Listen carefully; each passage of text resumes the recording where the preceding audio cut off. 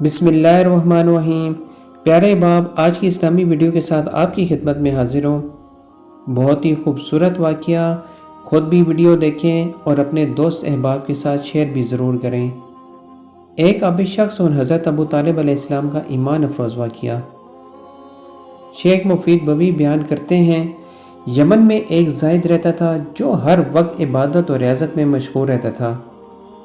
اس زاہد کا نام مشرم بن وعیب تھا اور یہ زاہدین کے نام سے مشہور تھا۔ اس کی عمر 190 سال تھی اور یہ اکثر اوقات یہ دعا کرتا تھا کہ اے اللہ، اپنے حرم سے کسی بزرگ کو بھیج تاکہ میں اس کی زیارت سے مشرف ہو سکوں۔ شیخ مفید یہ بیان کرتے ہیں، اس زاہد کی دعا قبول ہوئی اور جناب ابو طالب علیہ السلام تجارت کی غرض سے یمن پہنچے اور اس زاہد سے ملاقات ہوئی۔ زاہد نے جب آپ کو دیکھا تو انتہائی تعظیم سے پیش آیا اور پوچھا، آپ کہاں کے رہنے والے ہیں؟ جناب ابو طالب نے کہا، میں تہامہ کا رہنے والا ہوں۔ اس نے پوچھا، کون سا تہامہ؟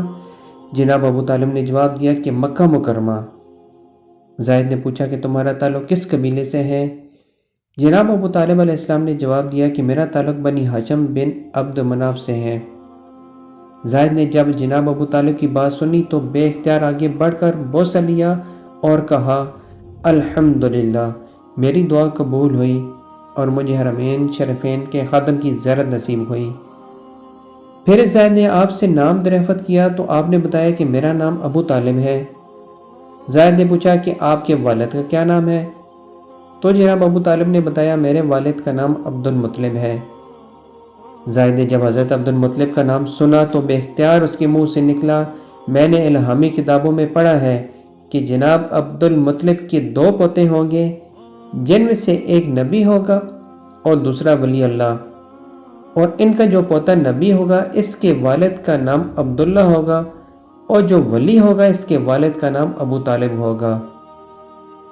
جب نبی 30 برس کے ہو جائیں گے اس وقت اللہ کا یہ ولی پیدا ہوگا، اور اے ابو طالب، وہ نبی پیدا ہو چکے ہیں یا نہیں؟ جناب ابو طالب نے کہا، میرے بھائی، عبداللہ کا بیٹا محمد صلی اللہ علیہ وآلہ وسلم پیدا ہو گیا اور اس وقت قریباً 29 برس کا ہے۔ اس زاہد نے کہا، آپ جب واپس جائیں تو انہیں میرا سلام کہیں اور کہیں کہ میں ان کو دوست رکھتا ہوں۔ جب وہ نبی اس دنیا سے پردہ فرما جائیں گے تو پھر آپ کی بیٹے کی ولایت ظاہر ہوگی۔